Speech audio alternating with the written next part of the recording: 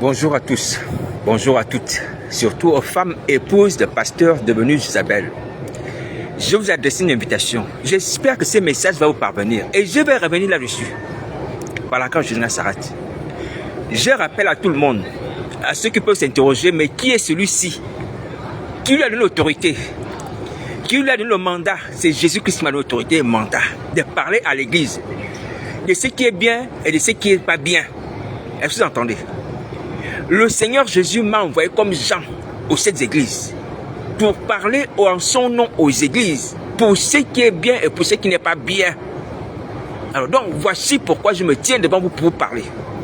Alors là, si quelqu'un maintenant veut sonder ou éprouver la personne, tu peux le faire. Tu es libre de le faire, comme la Bible déclare qu'il faut éprouver les esprits. Tu peux éprouver si je suis enfant de Dieu ou pas. Alléluia. Voilà, donc je dois me mêler de ce qui se passe dans l'église. Je l'ai reçu de Jésus-Christ Nazareth. C'est lui qui dit à Jean, écrit à l'ange de l'église d'Éphèse, écrit à l'ange de l'église de Thyatire. C'est lui qui donne l'ordre. Donc c'est lui qui m'a donné l'ordre de parler aux églises de France. D'ailleurs, est-ce que vous entendez? Donc maintenant voici la parole de Jésus Nazareth. Alors, j'ai lancé une invitation aux femmes qui sont devenues épouses de pasteurs. Et qui sont devenus également des Isabelle. Isabelle, ça veut dire des fausses servantes, ayant des faux ministères. Vous voyez? Alors, c'est à ces femmes-là que je voudrais m'adresser.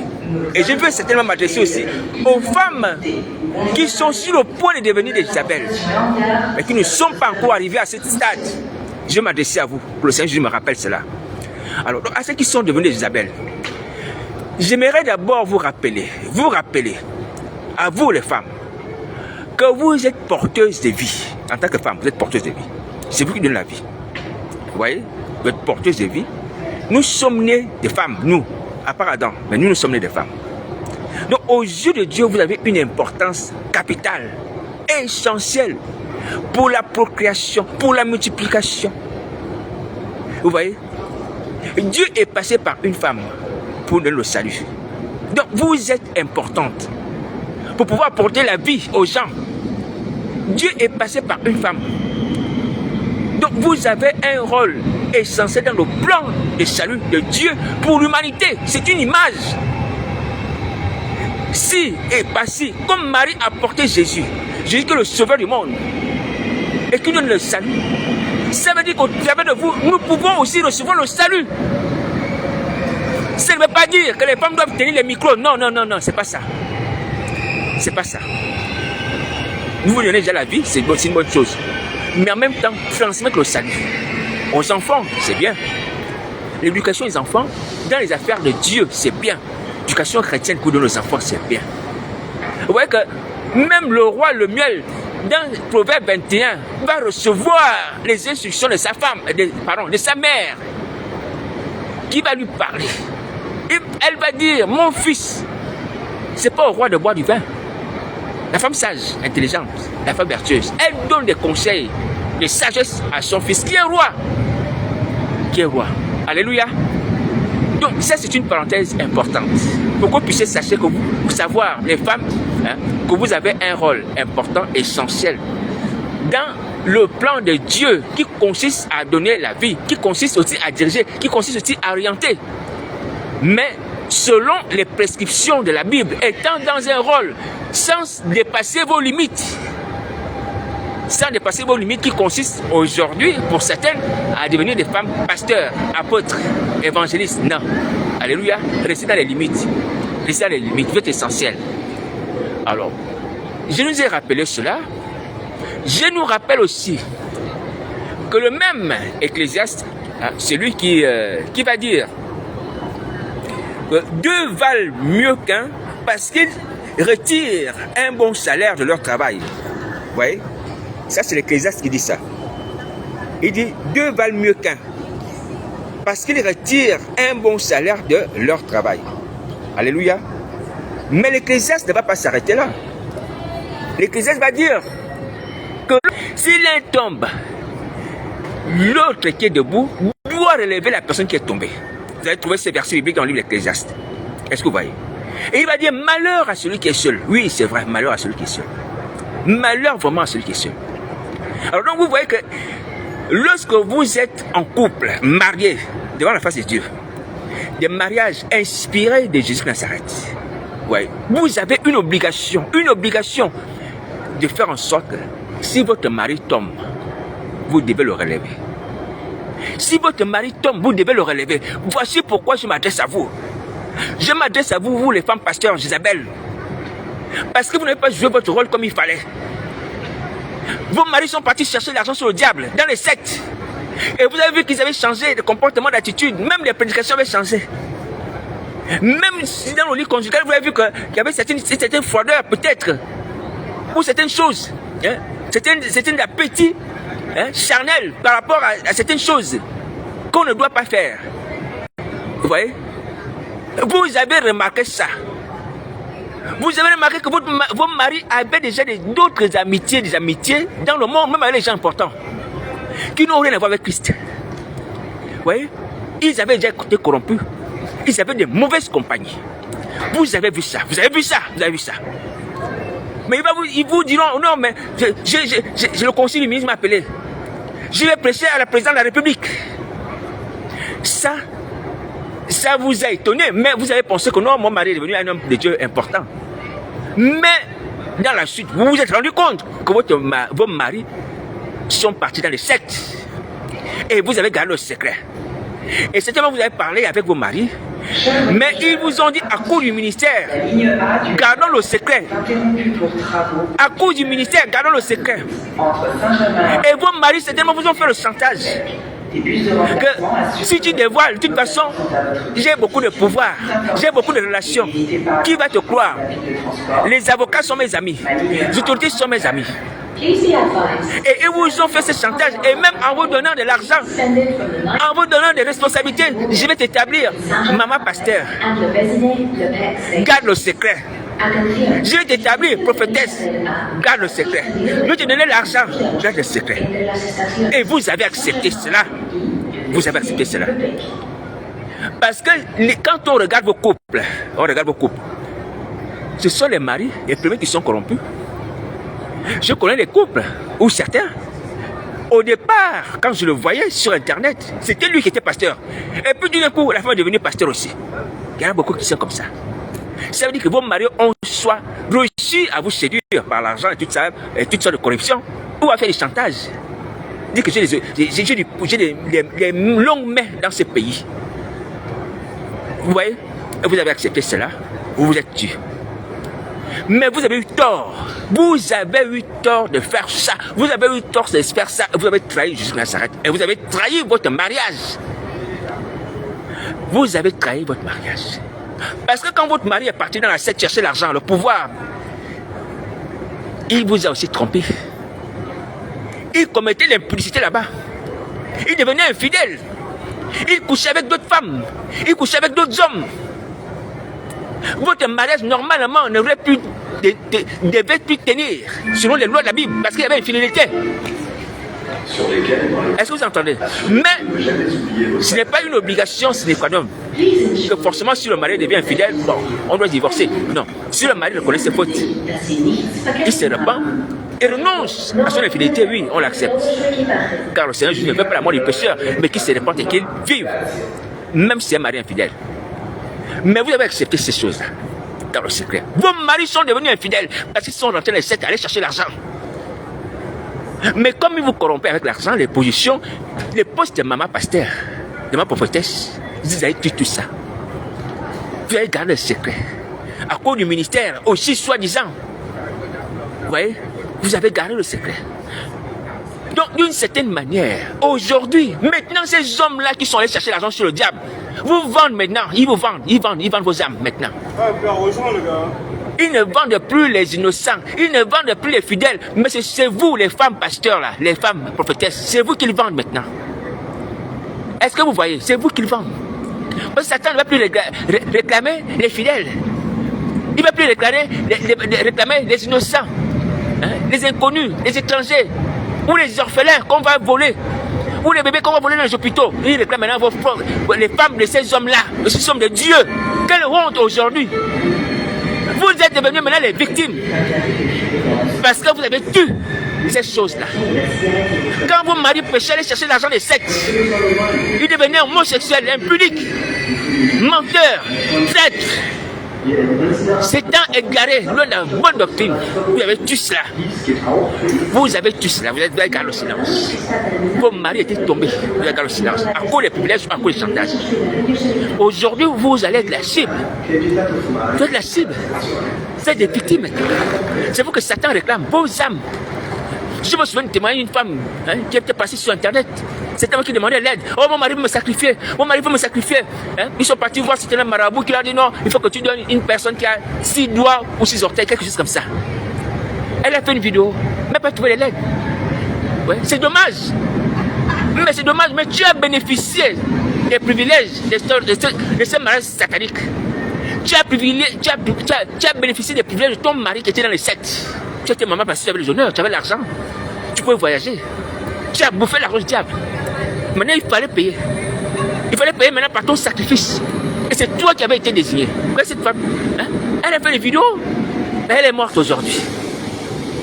Comme vous aussi, vous pouvez mourir demain après demain. Je vous le dis, c'est pour votre bien. Donc, vous avez manqué à votre devoir. Votre devoir, c'est quoi? Votre devoir, c'est que comme l'Ecclésiaste dit, si l'un tombe, l'autre relève. C'est-à-dire si l'une des personnes qui est debout, qui est en Christ tombe, celle qui est en Christ doit relever celle qui est debout. Celle qui est en Christ doit relever celle qui est tombée. Voici pourquoi il est bon d'être ensemble, il est bon d'être marié, il est bon d'être à deux. Même deux frères qui évangélisent. Si l'un se refroidit, l'un tente de réfléchir. Parfois une situation difficile, persécution, séduction, l'autre va l'encourager, va le relever. Vous étiez à deux avec vos maris. Vous avez vu tout ça. Au contraire, vous les avez suivis dans les sectes. Ils ont donné des responsabilités. Aujourd'hui aussi, vous êtes des mamans pasteurs, des apôtres, des prophétesses, des évêques sur les réseaux sociaux. Mais c'est vous que Satan va demander comme sacrifice. N'oubliez pas ça. Il va vous demander comme sacrifice. Satan est un pervers, le pervers en chef, le diable. Il va vous demander comme sacrifice. Les innocents, les étrangers, les orphelins, les fidèles, oui, vous avez déjà livré. Mais après, ce sera le tour des femmes de ces hommes-là. Et comme ce sont eux qui sont plus gardés et qui vous ont entraîné dans cette voie-là, c'est vous qui allez passer à la casserole. Vous allez passer à la casserole. Pourquoi? Parce que vous n'avez pas joué votre rôle comme il fallait de relever vos maris qui sont tombés. Il fallait relever vos maris. Il fallait ramener à la voie de Christ. Même Paul va dire, lorsqu'on est marié à une païenne ou à un païen, on ne sait pas si le païen, le chrétien va ramener la païenne à la vie. Il dit, femme, que sais-tu? Si tu vas ramener, si tu vas amener, tu vas sauver ton mari.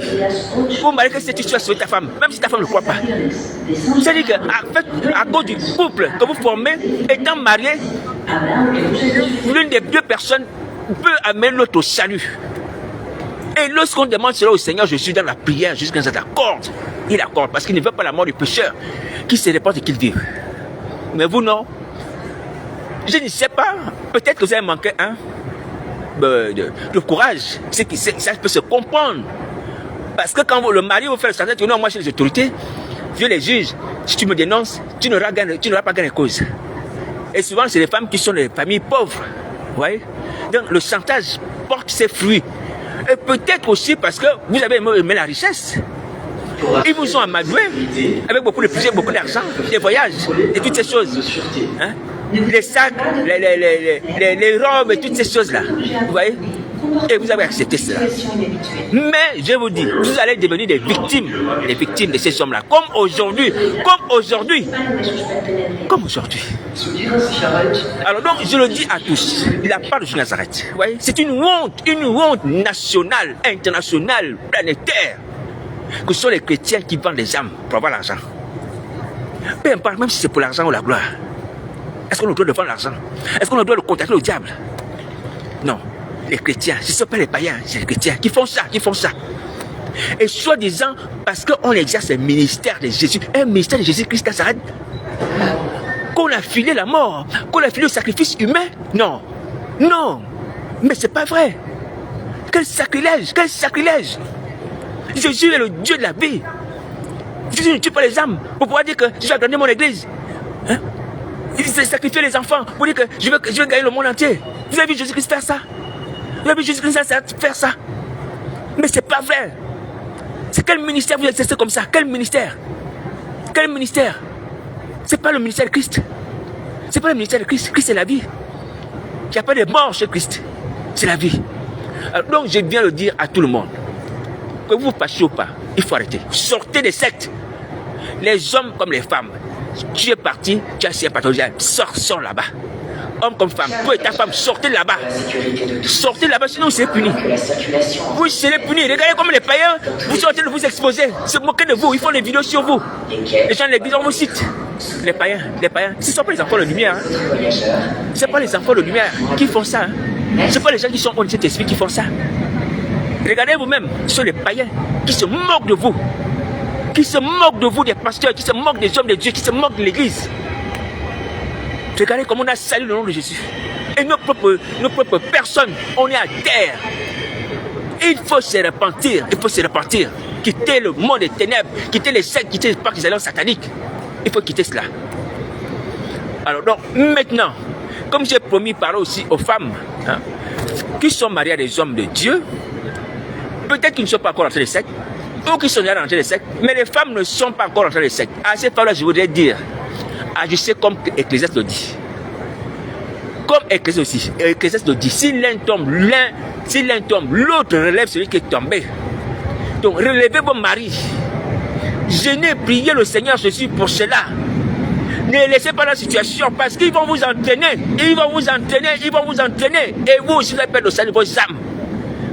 Jeûnez, priez, demandez au Seigneur Jésus de ramener vos maris à la vie. Il le fera, c'est sa volonté. Je l'ai répété, je le répète, que Dieu ne veut pas la mort du pécheur, mais qu'il se répande et qu'il vive. Est-ce que vous entendez? Faites cela. Tu constates que ton mari a changé. Tu constates que ton mari rentre à des heures pas possibles. Peu importe. Tu constates que ton mari est rendez-vous bizarre. Il est devenu impudique. Hein? Ton mari est devenu infidèle et menteur. C'était pas comme ça au début quand vous êtes converti. Il a changé, il est tombé. Toi la femme, tu es la première personne à comprendre, le savoir. Toi qui partages le lit conjugal, tu es la première personne à le savoir. Même les gens du dehors ne peuvent pas le savoir parce qu'il fait l'hypocrite. Mais toi qui es dans la chambre avec lui, tu sais qu'il est tombé. Donc tu as la responsabilité devant Jésus Nazareth de prier pour qu'il revienne de la vie. Même si tu fais le chantage la nuit le jour, même si tu tentes d'agir comme autorité, dire ah non mais je suis ton chef, tu t'étais machin. Exhorte-le à la repentance.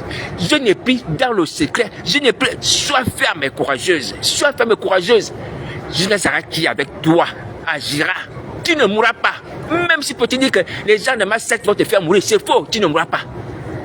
Parce que tu changes une âme, elle sera sauvée. Ton mari sera sauvé. Cette âme sera sauvée. Si tu te dis, à partir de maintenant, on fait lit à part. Hein? Parce que tu me soutiens d'être magicien, sorcier, tu me soutiens d'être dans une secte. Fais-le à part, mais prie, jeûne. Aide Jésus Nazareth comme confort, aide Jésus Nazareth comme refuge, aide Jésus Nazareth comme ami. Dans ce combat-là, il faut arracher ton mari des ténèbres. Tu dois arracher ton mari des ténèbres. Confie-toi en Jésus. C'est un combat que tu mènes avec Jésus. David avait fait tomber Goliath. David n'avait pas les moyens. David était seul, un enfant. Mais il a dit, moi, au nom de l'Éternel, Goliath, je vais te couper la tête. Je viens au nom de l'Éternel. Avec Jésus, tu vas ramener ton mari. Tu vas l'arracher des siennes qui sont devenues ses amants ou ses femmes. Avec Jésus, tu vas ramener ton mari. Ramène ton mari à la foi. Ramène ton mari à la conversion. Ramène ton mari à Jésus-Christ Nazareth. Tu as le pouvoir, la capacité. Tu es une femme, tu donnes la vie. Si l'un tombe, l'autre relève celui qui est tombé. Agissez comme ça. Si c'est encore le cas aujourd'hui, parmi toutes les femmes qui sont sur Internet, j'ai pensé à ça, je me suis dit, est-ce qu'il y a encore des femmes qui sont encore debout? Parmi les femmes des pasteurs, est-ce que toutes ne sont pas tombées? Mais je m'adresse aux fidèles, surtout aux fidèles. Ton mari est déjà happé par le monde ou est en train de rentrer dans une secte. Prie, arrache-le. Je me souviens des témoignages dans une certaine église. Je m'étais rendu comme ça par hasard un dimanche. Et puis il y a une dame qui est venue rendre témoignage. Elle disait que en face d'eux, ils habitaient avec son mari, il y avait une voisine qui a corrompu son mari, qui a réussi à le séduire. Et du coup, son mari est tombé dans l'impudicité avec cette voisine. Et son mari l'a même quitté pour la voisine. Vous voyez? Son mari a quitté même la femme pour la voisine. Et qu'est-ce que la sœur a fait? La sœur est partie voir le pasteur. Elle a raconté la situation au pasteur. Le pasteur a dit, c'est pas grave, on va prier. Ils se sont mis à prier. Ils se sont mis à prier, Paf, quelques temps après, l'union entre son mari et la voisine, cette union a été détruite. Est-ce que vous voyez? Le mari est revenu vers sa femme. Et ce dimanche, les deux étaient ensemble. La femme tenait le micro, en train de parler. Ou le mari, je ne me souviens plus. Mais ils étaient en train de parler devant le pasteur, devant l'assemblée. Ce n'était pas un mensonge. Est-ce que vous voyez la puissance de Christ? Lorsque tu vas arracher ton mari, je parle aux femmes, tu vas arracher ton mari des ténèbres. Même la sirène, même peu importe une femme, tu peux le faire. Tu comptes sur Jésus. Ou si tu es un homme de Dieu qui prie, tu es debout, tu pries avec lui, ton mari va revenir. Ce qui est à toi est à toi. Ne laisse pas le diable prendre ce qui est à toi. C'est ton mari, un seul mari que tu as sur la terre. Tant qu'il est vivant, c'est ton seul mari. Tant que tu es sur la terre, tu as pas un autre mari que cet homme-là. Ne laisse pas Satan l'entraîner. Ne laisse pas les sirènes l'entraîner. Ne laisse pas les femmes du monde l'entraîner. Sinon, tu perds ta bénédiction. C'est ton malheur, c'est ton ménage qui est détruit. Et j'ai béni cette femme.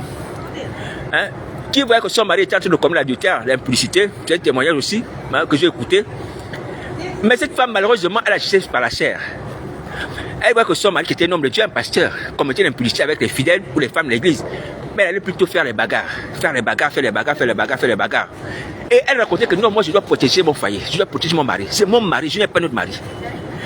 Partout où il va, je dois le suivre. S'il commet l'impudicité, je dois aller voir la femme avec qui il commet l'impudicité. Et c'est comme ça qu'elle réglait le compte à cette femme. Vous voyez? Certes, la manière n'était pas bonne. On la refuse, elle n'est pas biblique. D'aller se battre. Hein, surtout comme en plus c'était les sœurs de l'église. Mais cette femme disait bien que c'est mon mari, je dois veiller sur lui. Il m'appartient. Et j'ai aimé cela lorsqu'elle a dit ça. Il m'appartient, à peu près comme ça. C'est mon mari, je n'ai pas d'autre mari. Si j'abandonne là, je vais demeurer veuve ou célibataire.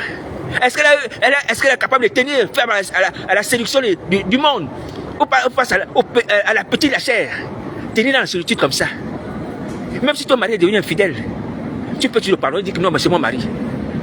Tu ne peux pas tenir dans la solitude, même ayant eu raison que je divorce parce que je deviens infidèle. Est-ce que tu veux tenir seul avec ce corps-là, avec la solution que Satan est en train de propager autour de nous?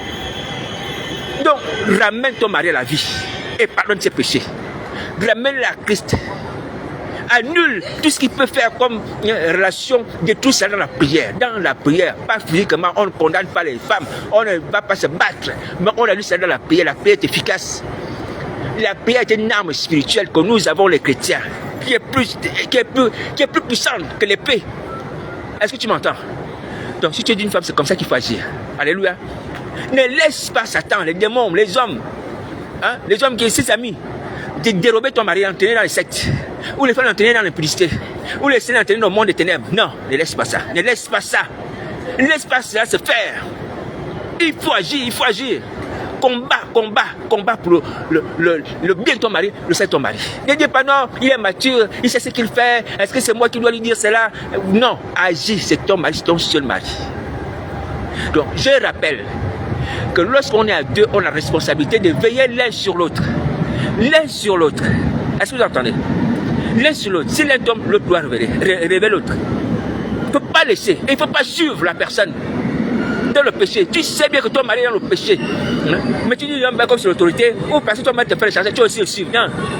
C'est pas ça la soumission à l'autorité. C'est pas ça la soumission à l'autorité. Non, la soumission à l'autorité ne se fait pas au détriment de la loi de Dieu. C'est un mensonge. On ne se met pas l'autorité pour pécher contre Dieu. Hein?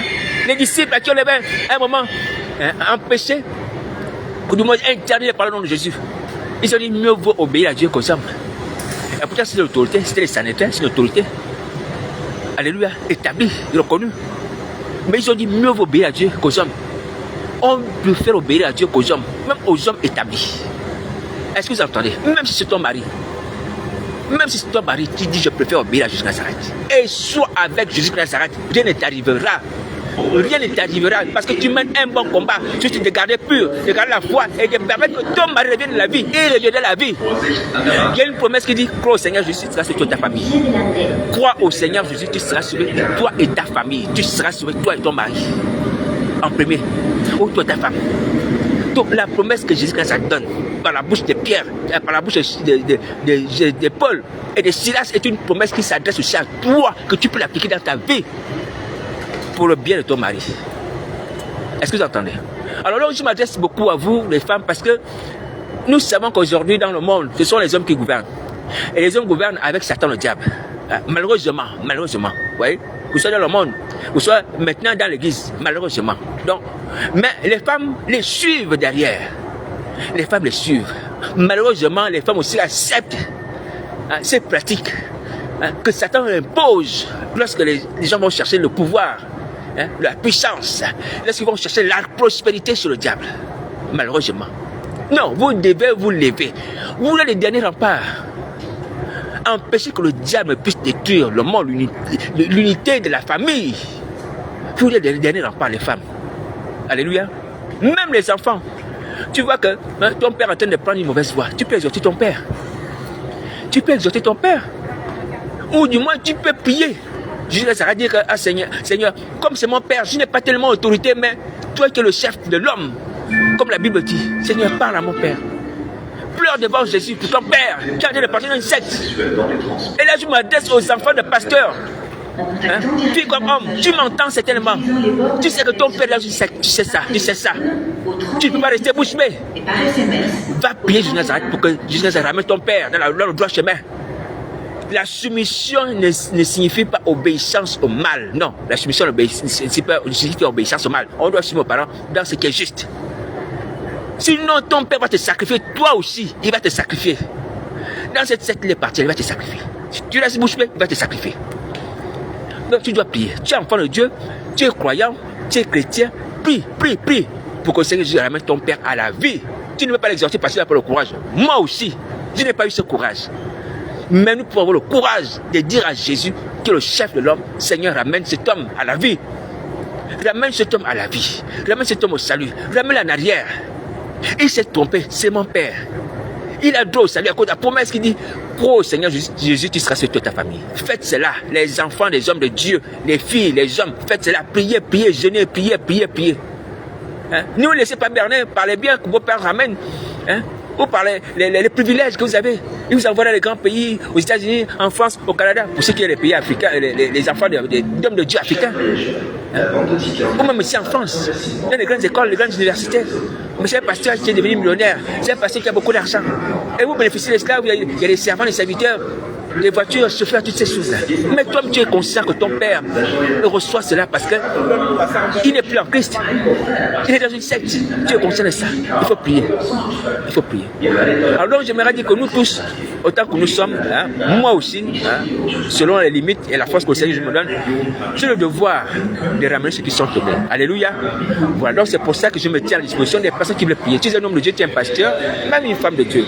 Viens avec ton mari, on va prier ensemble. Alléluia. Voilà, tu sais que je suis debout. Tu sais que Christ est en moi, son esprit est en moi.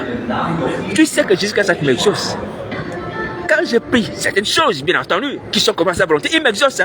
Attention, Jésus-Christ, le roi des rois, le Seigneur, c'est qui est assis sur le trône de Dieu, qui est assis à la droite de Dieu, qui jugera le monde, m'exauce. Et pour ce qui concerne, surtout, je dis bien surtout, le Seigneur des âmes, il m'exaucera. Jésus même, il exauce ma prière, il t'aime aussi, il exauce ta prière. Si tu veux, on va prier ensemble. Je ne vais pas nous le dire. Ouais. Il m'exauce même pour les choses qui ne valent rien, qui ne valent rien, qui vont passer. Encore plus fort dans ta situation, pour la situation de ton couple. Parce que tu es lié par Satan. Tu as fait un serment. J'en ai parlé ce matin. Même si tu as fait un serment, c'est pas grave. Prends courage, comme Manassé. On va briser ce serment. Satan ne te fera rien. Si tu es proche, il sera chassé par le sang de Jésus. Le sang de Christ va le faire fuir. Il ne va pas prendre ton âme. C'est pas vrai. Battez-vous pour le salut de vos âmes. Prenez contact avec les gens qui sont debout. Battez-vous.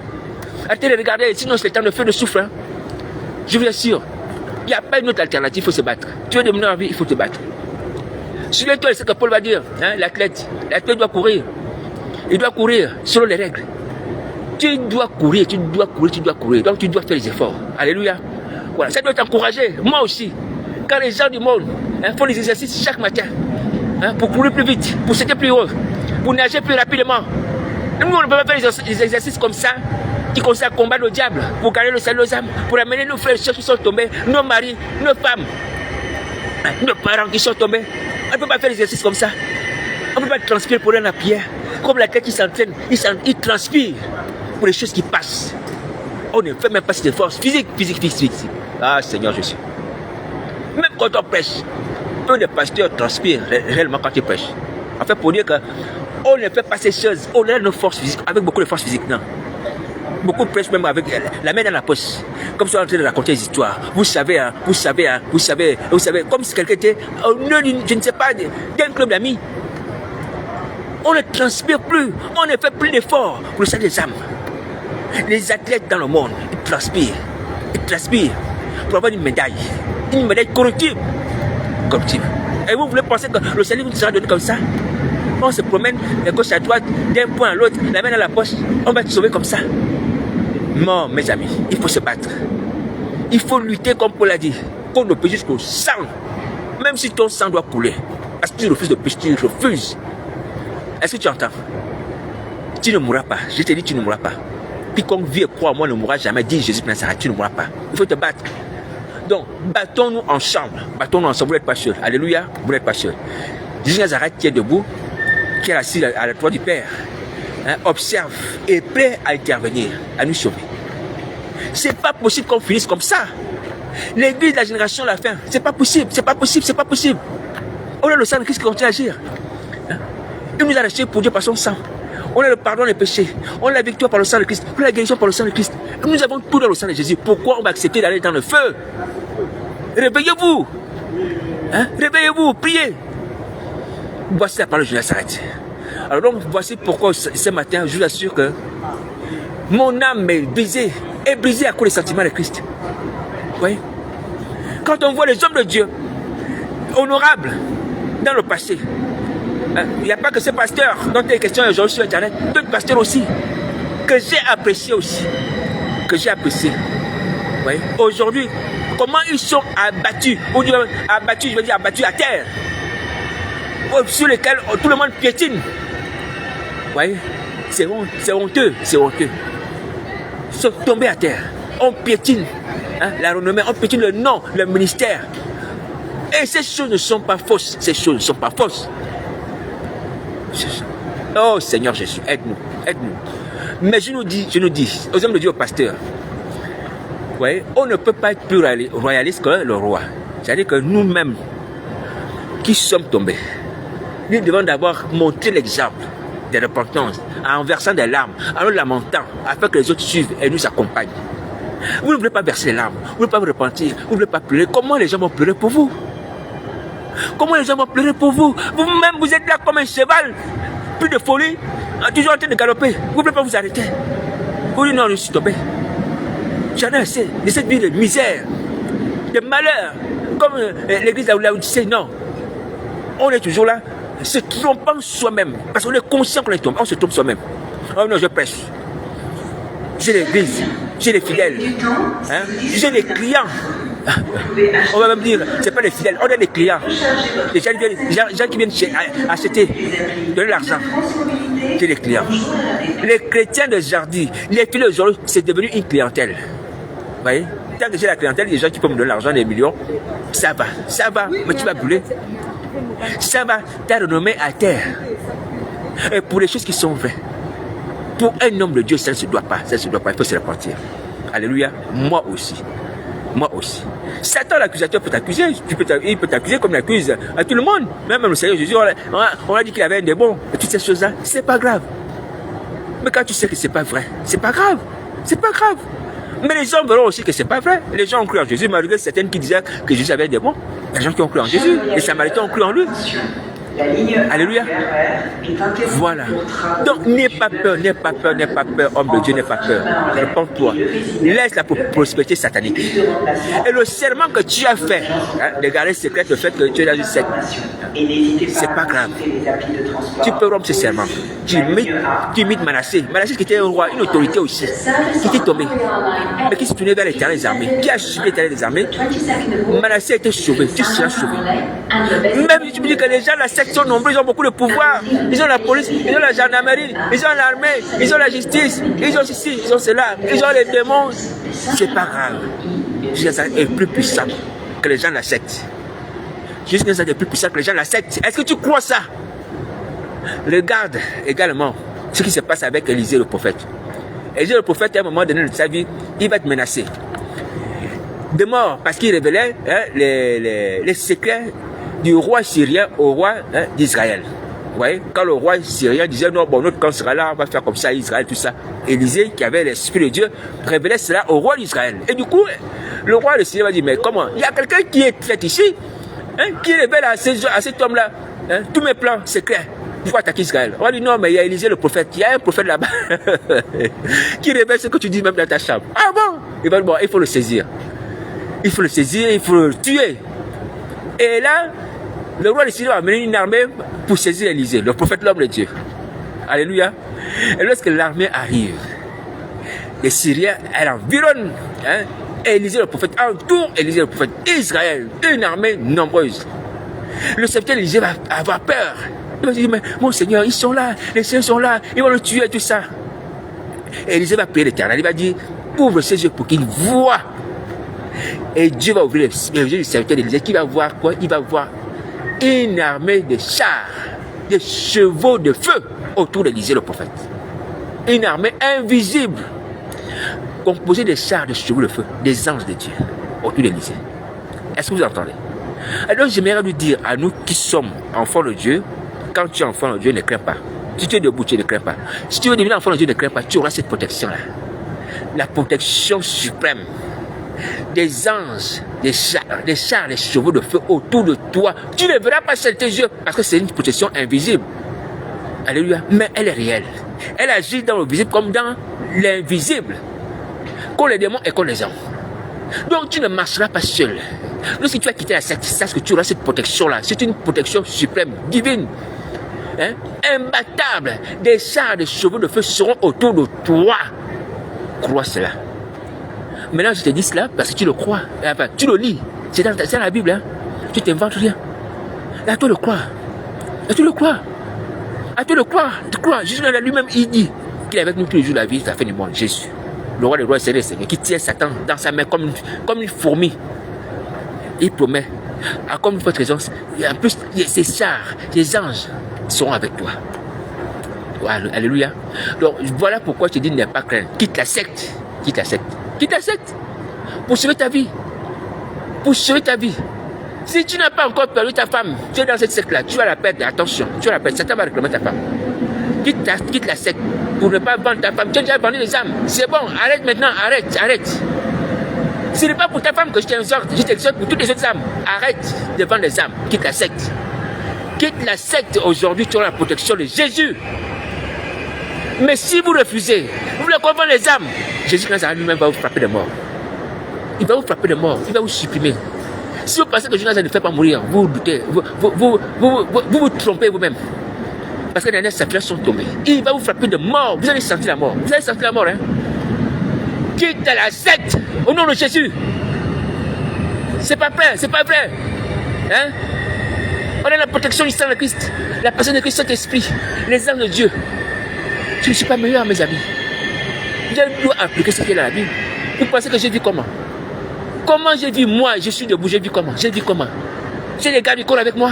Physiquement, il y a les gars du corps avec moi là. Il y a les gars du corps. Vous voyez les gars du corps quand je dors. Dans ma chambre, vous voyez les gars du corps. Quand moi, vous voyez les gars du corps. Vous voyez les gars du corps avec moi? Non. Mais invisible. Dans le monde invisible, il y a les gars du corps.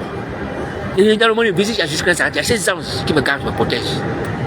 Ce n'est pas pour rendre ma personne importante. Non, c'est pour un témoignage. Je suis un homme comme vous, la même nature comme vous, faible, sans rien, sans argent, sans puissance, sans pouvoir, sans rien, sans garde du corps, sans aide. Mais au ciel, j'ai la possibilité d'avoir les anges. Et Jésus Nazareth qui me garde, me protège mon âme. Et la colère de Satan, que j'écrase au nom de Jésus, est sans effet. Les œuvres du diable sont sans effet. Mais regardez-moi, ce que Christ fait dans ma vie. C'est pas parce que je suis debout, c'est un témoignage. Dieu va dire à Ézéchiel, tu vas être un signe pour ces gens-là. Enlève les chaussures, marche des chaussures, il va enlever les chaussures. Mais vous êtes un signe. Je suis ainsi au milieu de vous. Mais qu'est-ce qui se passe dans vos cœurs quand vous voyez ces signes-là? Est-ce que ça ne nous encourage pas de venir à Jésus et dire que non, cet homme est seul, il n'a personne qui se protège, il va nous protéger aussi. Quittez les sectes. Chers voyageurs, voici la parole de Nazareth. Quittez les sectes. Que personne ne sacrifie encore une vie. Hein.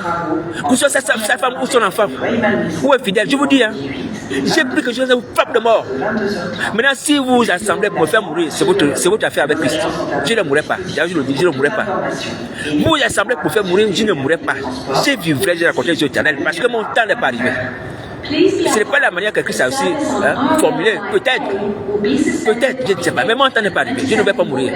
Je ne vais pas mourir. Hein. Attention. Hein. Attention. Que l'affaire de Mardoché là, hein, Mardoché, vous vous souvenez Mardoché? Voilà. Aman avait érigé un poteau pour Mardoché. C'est le poteau a pris plutôt Aman. Attention. Attention mes amis. Donc soyez encouragés. Encouragés par ma personne. À cause de la protection de Christ dans ma vie. Alléluia. Voilà. Ce que vous voyez Jésus Christ fait mal dans ma vie, il peut le faire aussi pour vous. Je n'ai rien, je n'ai pas d'argent, certes, mais j'ai vie. J'ai vie et c'est important. Et je peux avoir l'argent. Quoique pauvre, je peux être riche, comme le dit à cette église-là. Quoique pauvre, je peux être riche. Alors l'argent c'est à Christ. On peut être riche tous. Alléluia. Mais aujourd'hui, il s'agit pour nous d'annoncer la bonne nouvelle, la rapportance de parler de péché, de salut des âmes. C'est ça la priorité. Il y a des gens qui meurent encore aujourd'hui sans Christ dans les lits d'hôpitaux. Les gens sont sans Christ en train de rendre l'âme. Mais ces personnes en stand Christ de leur vie à Jésus, c'est bien. C'est ça que nous devons faire. Remplir le royaume de cieux. Comme le Seigneur a dit à ses serviteurs, il faut que ma maison soit pleine. Va chercher les gens au bord des chemins, au bord des routes. Fais-les rentrer ici pour qu'ils puissent manger mon souper. Ma maison soit pleine. Ce n'est pas que nos poches soient pleines d'argent. Vous voyez? On a une préoccupation majeure. Le peuple de France, plus de 60 millions d'habitants. Vous voyez? Qu'il faut amener à Jésus. Il faut les amener à Jésus. Vous ne passez du temps là sur Internet, les chrétiens français là. Vous avez 60 millions de vos frères compatriotes, qui sont aussi mes frères, qui n'ont pas Christ. Vous voyez? Et que Satan mange. Hein? On va dire, il mange comme comme il mange comme des repas parce qu'il mange la chair humaine. Parce que ces gens n'ont pas Christ. Vous avez une responsabilité. Moi aussi. Et aussi l'évangile à ces gens. C'est pas vrai. On est là, on s'écœure. Les gens sont en train de mourir. Oh, le Covid est arrivé. Si c'est arrivé. Mais qu'est-ce qu'on a fait? Et qu'est-ce qu'on fait pour empêcher ça? Rien du tout. On va sur Internet. Il faut qu'on ait des vues. Il faut qu'on ait des vidéos. Mais ça, c'est l'aveuglement ou légalement. Je ne sais pas. Je ne sais pas. Je ne sais pas. Ouais, c'est pour ça que je me suis dit, je le dis humblement, qu'un enfant de Dieu, honnêtement, n'a pas le temps de passer, n'a pas le temps de venir sur Internet. Je vais passer 30 minutes sur Internet, honnêtement, sauf si c'est ce que je m'ai envoyé. 30 minutes sur Internet, mais ces 30 minutes sont importantes pour annoncer l'évangile à quelqu'un qui peut accepter Christ comme Seigneur et Sauveur et rentrer dans le royaume des cieux et éviter ainsi la mort. Ces 30 minutes que tu viens passer même, gratuitement sur Internet sans rien faire. Ça pouvait amener quelqu'un qui est dans un lit d'hôpital en train de mourir. Dire Seigneur, je ne t'ai jamais connu, mais aujourd'hui je t'assure comme maître et sauveur de ma vie. Accepte-moi comme ton fils dans ton royaume. C'est tellement, je vais mourir dans cette maladie. Accepte-moi. Cette personne entre au paradis. Tu aurais pu faire ça, aller prier pour le malade. Mais tu viens perdre ces 30 minutes pour rien. Pour rien. Ça, c'est des choses de maudits. Des choses de maudits. Vous ne vous souvenez pas que les gens sont en train de périr sans Christ? Hein? Ça vous dit rien? Ça vous dit rien?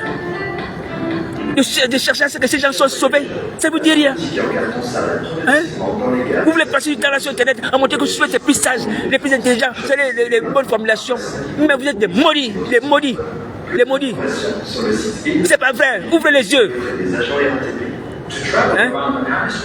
Combien d'individus j'ai dans les transports sans Christ sont là, des groupes, des troupeaux. Je me dis, mais si la fin du monde vient, combien de personnes vont périr? Énormément de personnes. À cause des chrétiens qui ne prêchent pas l'évangile, mais qui cherchent à être les plus intelligents, les plus sages. Il faut vous repentir, vous arrêtez ça. Sortez d'Internet, ceux qui ont reçu les appels, allez évangéliser. Sauvez vos compatriotes et frères, allez évangéliser. C'est pas vrai. C'est un ministère ça, Internet c'est un ministère. Vous avez vu ça dans la Bible. Les apôtres avaient Internet. Ils avaient Facebook, ils avaient YouTube. Vous voyez? Ils avaient ça. Il faut sortir de ces choses. C'est également faut sortir de là. Donc voici la parole de Christ. On veut être efficace, on veut la puissance, mais il faut que nous puissions marcher selon les modèles des apôtres, les pratiques des apôtres, hein, les stratégies des apôtres. Il n'y a pas besoin d'avoir Internet. Je l'ai même dit, et je le dis encore aujourd'hui, si je suis dans le feu, le jour que je vais partir de Facebook ou de YouTube, j'ai fait mon ministère. J'ai un lieu de prière ou un lieu de résidence, peu importe, ou chez une soeur ou un frère. J'ai des occupations, je n'ai pas besoin de venir sur Internet. Je n'ai pas besoin de venir sur Internet. Tu visites des âmes, tu pries pour les malades, tu vas dans les hôpitaux. Oui, il y a des choses à faire. Que je passe du temps là sur Internet. Allez visiter les prisonniers. Mais des choses à faire, c'est écrit. Pour les SDF, c'est écrit. On a une journée de travail bien remplie lorsqu'on sert Christ. Bien remplie. Lorsqu'on le Seigneur va dire, oui, bon filet serviteur, entre dans la joie de ton maître. Parce que j'avais faim, j'avais soif, tu es venu vers cette personne qui avait faim, qui avait soif, qui était en prison, qui était malade. Ouais, ce sont les responsabilités que tu dois exercer. Ouais. Mais toi, tu passes du temps sur Internet. Bon, bref, ça aussi, ça me regarde. Mais c'est pas une excuse, hein. Moi aussi, je suis paresseux. Mais je dis, jusqu'à ce qu'elle m'a envoyé pour parler à l'église, afin que nous puissions quitter ces choses pour aller faire les choses que Jésus nous veut. Alléluia. Voici pourquoi je suis avec vous, hein, humblement. Mais si je n'étais pas avec vous, je dis bien si je n'étais pas avec vous, je serais en train de faire ces choses, visiter les malades, guérir les malades, si possible, par la grâce de Jésus Nazareth, hein, visiter les prisonniers. Faire ce qu'ils demandent, donner à manger à ceux qui ont faim et soif dans les rues, revêtir ceux qui sont nus.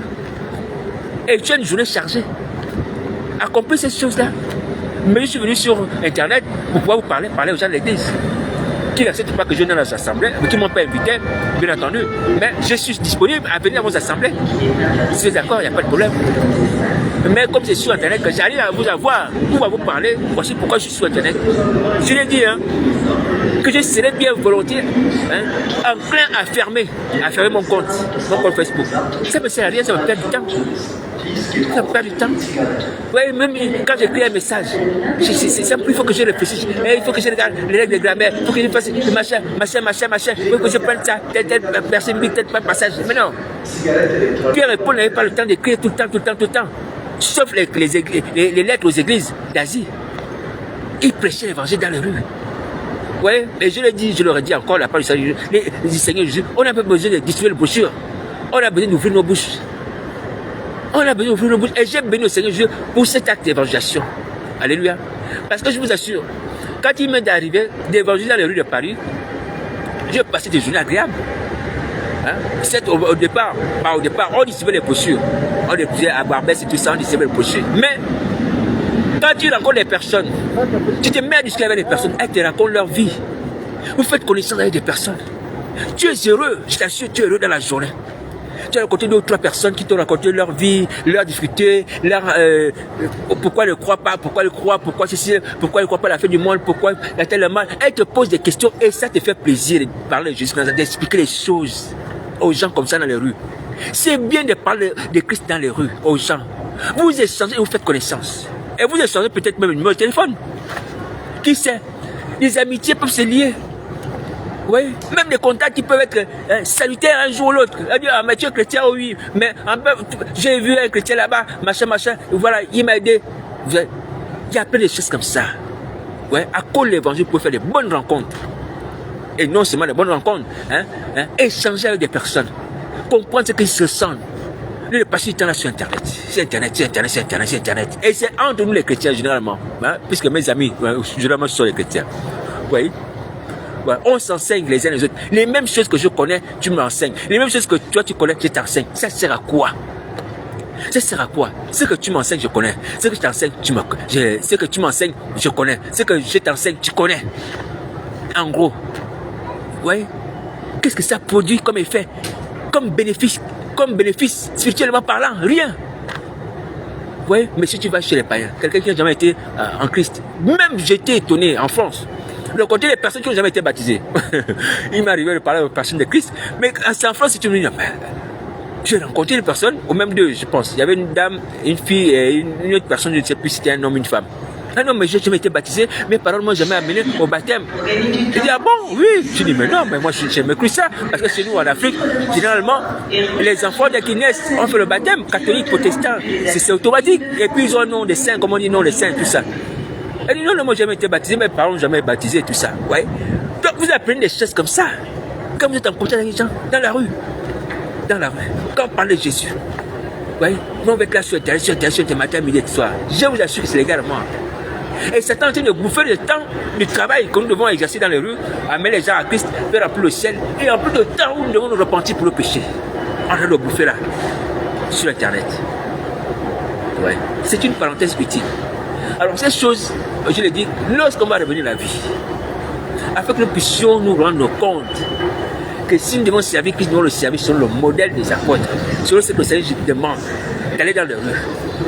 Les gens, les estropiés, les gens de mauvaise vie, ce type d'individus-là, les malades, les prisonniers, il y a une catégorie d'individus que le Seigneur désigne d'aller chercher. Il faut aller les chercher, que c'est là sur Internet. Est-ce que vous entendez? Donc, voici la parole du Seigneur Jésus. Donc, je vais m'arrêter là, même si le thème de mon discours était dirigé auprès des femmes épouses des pasteurs qui sont devenues Isabelle. Mais ça me permet toujours d'enclencher d'autres sujets. Alors, je vais faire une précision. Parce qu'il y a quelqu'un qui avait dit, ah, mais toi, quand tu parles, tes messages vont dans tous les sens.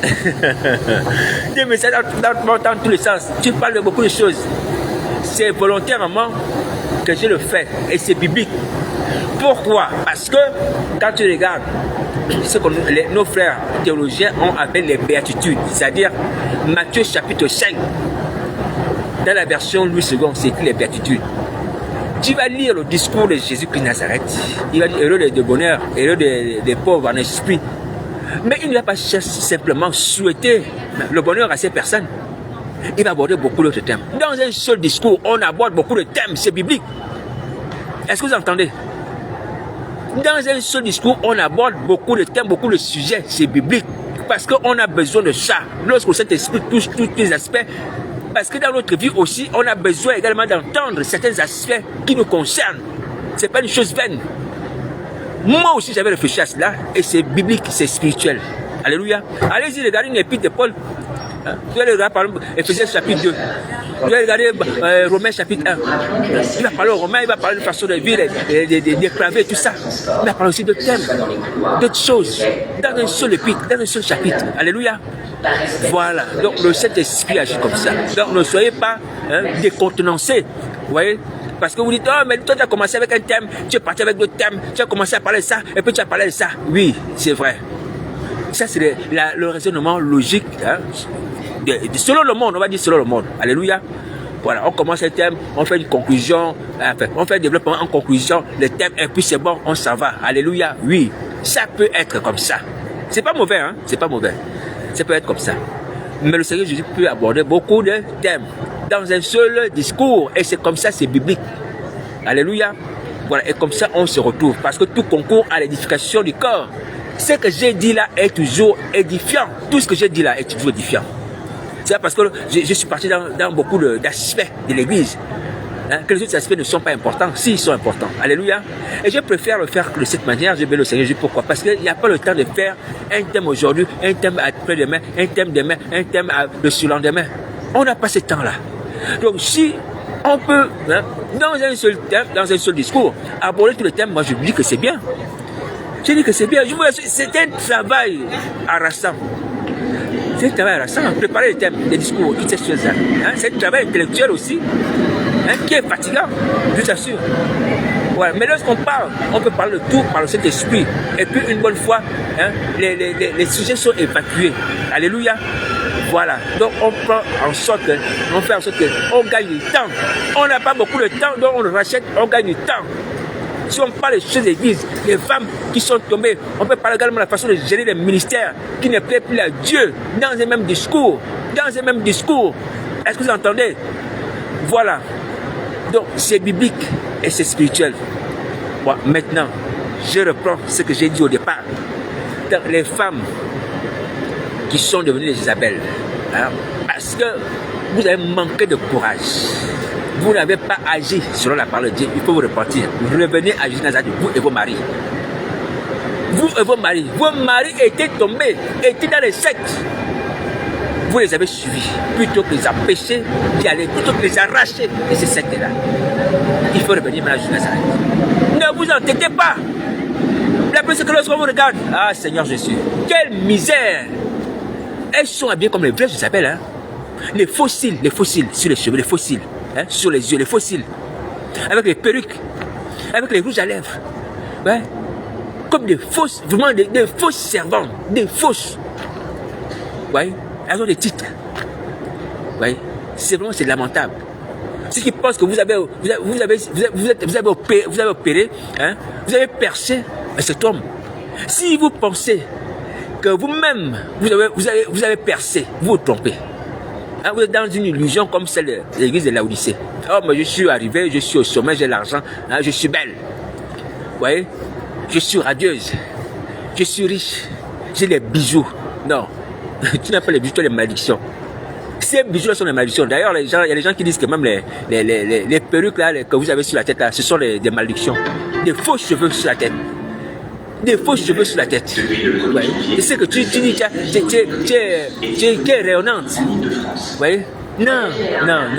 Et même dans le rouge à lèvres, je vous le dis, je pense que j'ai regardé une vidéo sur le rouge à lèvres.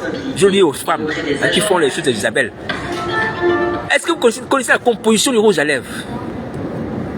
Il y a un monsieur dans un microscope à regarder un rouge à lèvres. Il a regardé ça au microscope. Il y avait des petites bêtes qui étaient en train de bouger dans un rouge à lèvres. Des petites bêtes.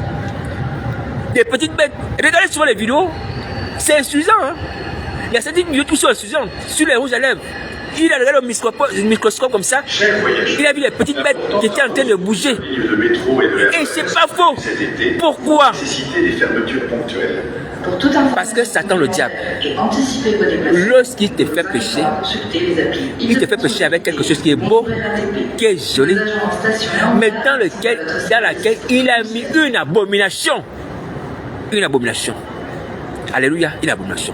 Les perruques sont belles, oui, mais il y a des abominations de perruques. Ou les perruques de diverses couleurs, oui, mais il y a des abominations dedans. Il y a des vidéos là-dessus sur les perruques. Spirituellement parlant, il paraît qu'il y a même des serpents que les femmes portent sur la tête. Soit disant qu'on a les mèches, mais ce sont des serpents. Et c'est vrai. Oui.